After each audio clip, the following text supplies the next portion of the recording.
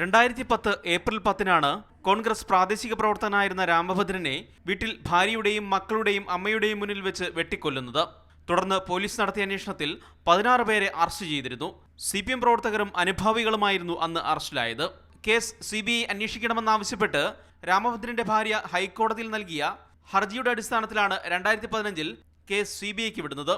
സംഭവവുമായി ബന്ധപ്പെട്ട് ഇപ്പോൾ 3 പേരാണ് അറസ്റ്റിലായിട്ടുള്ളത്. ബാബു പണിക്കർ, മാക്സൺ, റിയാസ് എന്നിവരാണ് അറസ്റ്റിലായത്. നിലവിൽ കൊല്ലം ജില്ലാ കമ്മിറ്റി അംഗമായ ബാബു പണിക്കർ നേരത്തെ അഞ്ചൽ ഏരിയ സെക്രട്ടറി ആയിരുന്നു. കൊലപാതകത്തിൽ നേരിട്ട് പങ്കെടുത്തതിനാണ് മന്ത്രി J. മേഴ്സിക്കുട്ടിയമ്മയുടെ കുണ്ട്ര ഓഫീസ് സ്റ്റാഫായ മാക്സണും CPM പ്രവർത്തകനായ റിയാസും അറസ്റ്റിലായത്. നിലവിൽ ജില്ലാ സെക്രട്ടേറിയറ്റ് അംഗവും കാഷ്യൂ കോർപ്പറേഷൻ ചെയർമാനുമായ S. ജയമോഹനെ ചോദ്യം ചെയ്ത ശേഷം CBI വിട്ടയച്ചു.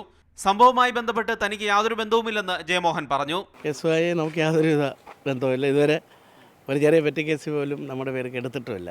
കേസിൽ അറസ്റ്റിലാകാൻ സാധ്യതയുള്ള PS സുമൻ നിലവിൽ CPM അഞ്ചൽ ഏരിയ സെക്രട്ടറിയാണ്.